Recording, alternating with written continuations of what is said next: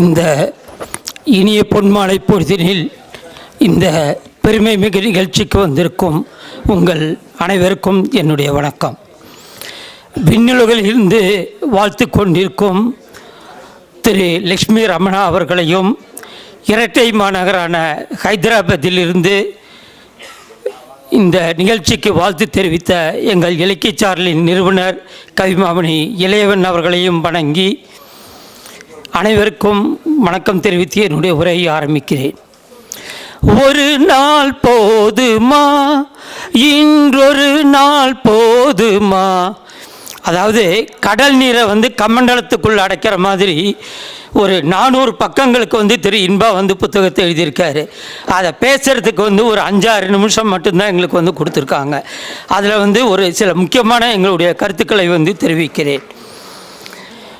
அதாவது தமிழன் என்று சொல்லடா, தலை நிமிர்ந்து நில்லடா, இந்த வரிகளை நாம் கேள்விப்பட்டிருக்கோம். அதாவது உலகின் மிகப்பெரிய வல்லரசு நாடான அமெரிக்கா, அங்கே பல்வேறு மென்பொருள் நிறுவனங்கள் இருக்கின்றன. அந்த நிறுவனத்தை சார்ந்தவர்கள் நம்ம இந்தியர் ஒருவருக்கு, குறிப்பாக தமிழருக்கு, அந்த நாட்டினுடைய மிகப்பெரிய விருதை வழங்கி கௌரவித்திருக்கார்கள் என்றால் நாமெல்லாம் நிச்சயமாக நான்லாம் தமிழன்னு கலரை தூக்கி விட்டுக்கலாம். தாயிற் சிறந்த கோவிலும் இல்லை, தந்தை சொல்மிக்க மந்திரமில்லை. எவ்வளவு அற்புதமான வரிகள்! கொன்றை வேந்தரில் ஔவையார் பாடியிருப்பார். இந்த வரிகளையே தன்னுடைய வாழ்க்கையில் செயலாக கடைபிடித்தவர் திரு ராஜு வெங்கட்ராமன் அவர்கள்.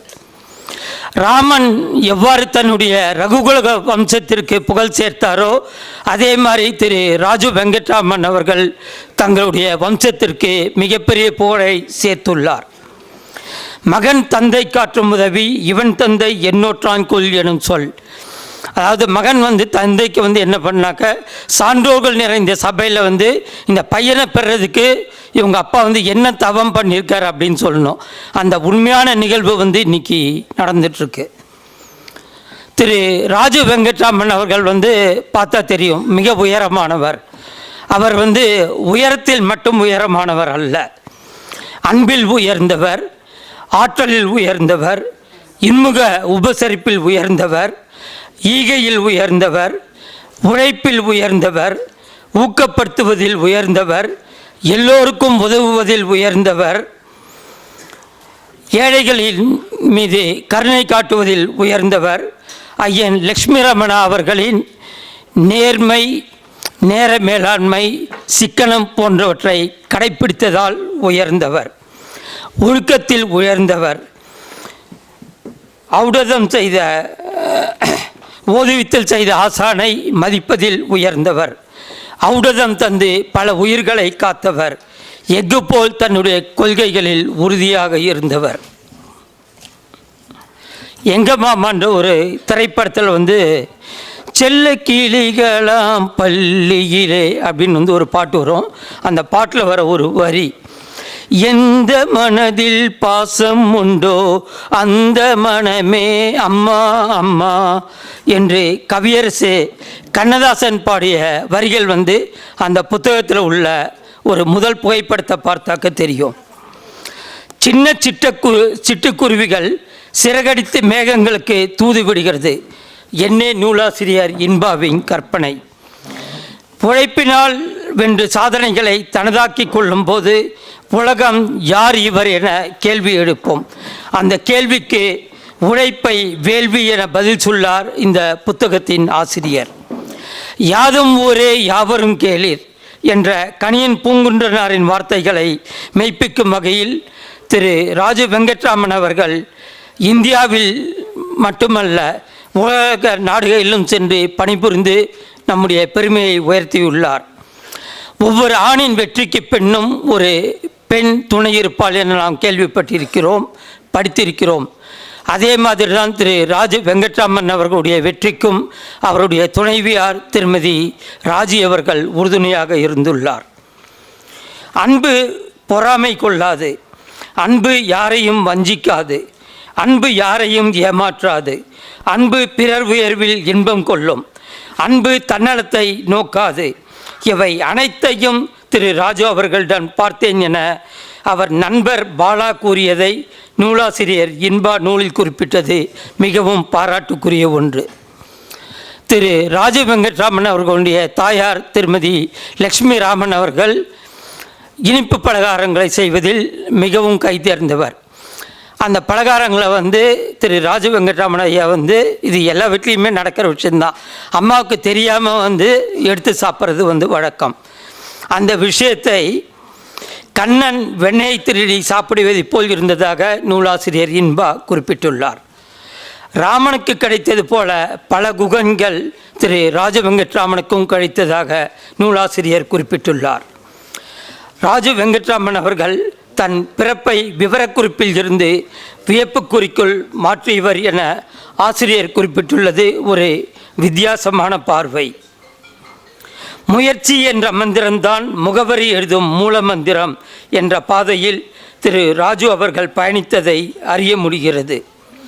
திரு ராஜு அவர்கள் தன் சகோதரி ஜெயா அவர்கள் மீது வைத்திருந்த அளவு கடந்த பாசத்தை பாசமலர் திரைப்படத்தில் சிவாஜி சாவித்ரி கதாபாத்திரத்தோடு நூலாசிரியர் எழுதியுள்ளது ஆசிரியர் இன்பாவின் ரசிப்புத்தன்மையை காட்டுகிறது.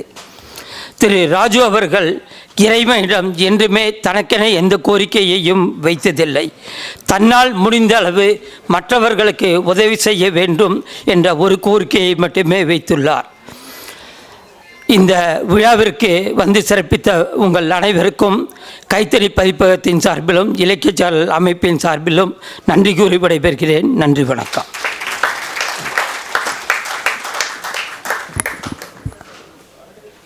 நேர மேலாண்மை எப்படி முக்கியமோ நினைவு கூறுவதும் அப்படி முக்கியம். மன்னித்து விடுங்கள் ஐயா. தொடர்ந்து இலக்கிய சாரனின் முதன்மை செயலாளராய் எங்களை எல்லாம் வழிநடத்திய அக்கா திருமதி மஞ்சுளா தியாகராஜன் ஐயா அக்கா அவர்களை அன்புடன் அழைக்கின்றோம்.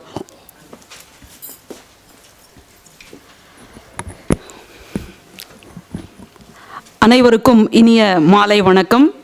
இன்னும் கொஞ்ச நேரத்தில் நம்ம எல்லாரும் ஆவலோடு எதிர்பார்க்கக்கூடிய திறன் திசையின் பெருமதி அப்படின்ற நூல் இங்கே வெளியிட இருக்கின்றார்கள். அந்த நூல் ஏன் வந்தது அப்படின்ற ஒரு சில காரணங்களை மட்டும் உங்ககிட்ட சொல்லிட்டு விடைபெறலாம் அப்படின்னு இருக்கேன். எனக்கு இந்த நூல்லேருந்து 3 செய்திகளை மட்டும் உங்ககிட்ட சொல்லிக்கிட்டா போதும் அப்படின்னு நம்புகிறேன். இந்த நூலை ரொம்ப சிறப்பாக மெனக்கெட்டு எழுதியிருக்கக்கூடிய பாராட்டுகள் அனைத்தும் நூலாசிரியர் இன்பா அவர்களையே சேரும். அவர்களுக்கு நம்முடைய நெஞ்சார்ந்த பாராட்டுதலை முதல்ல சொல்லிக்கிறேன்.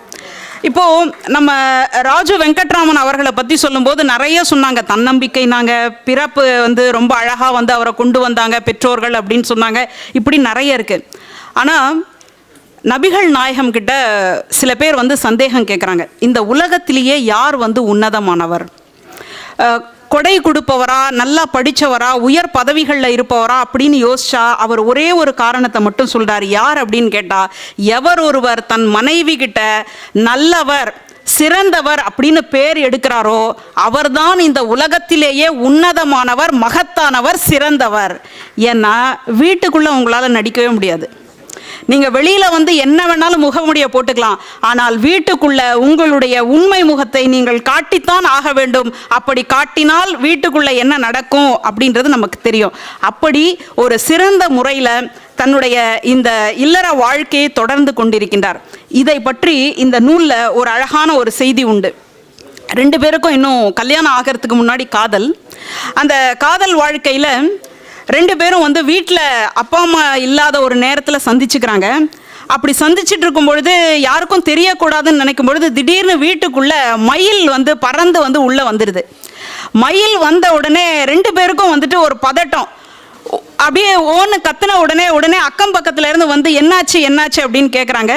இந்த ஒரு நிகழ்ச்சியை இந்த நூல் பதிவு செஞ்சுட்டு அதுக்கு கீழே இன்பா அவர்கள் எழுதுறாங்க. என்ன அப்படின்னு சொன்னால், ஒரு அன்னப்பறவை தண்ணீரில் போகும்பொழுது அந்த தண்ணீரை கிழிச்சிட்டு போகும்பொழுது அந்த தண்ணீர் ஒரு தள்ளாட்டம் போடும்.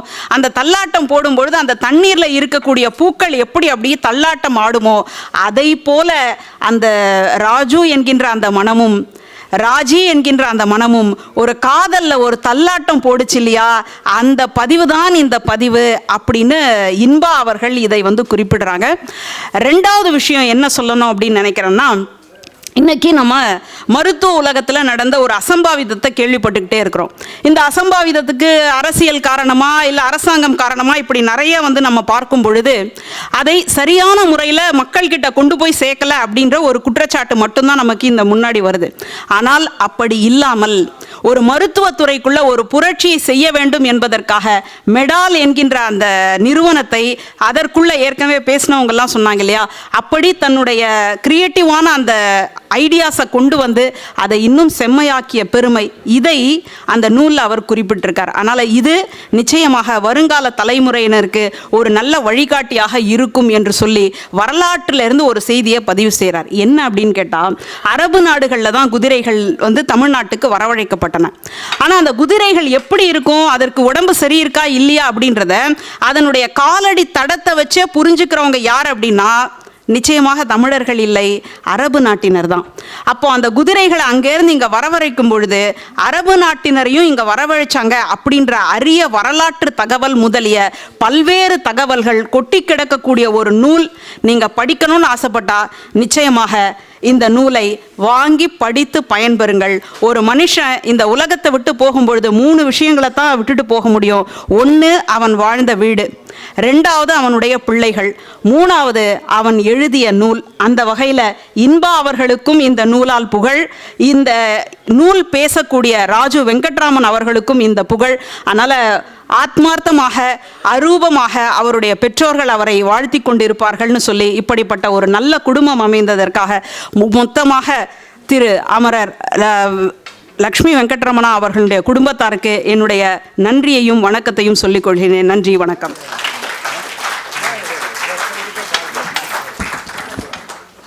நன்றி.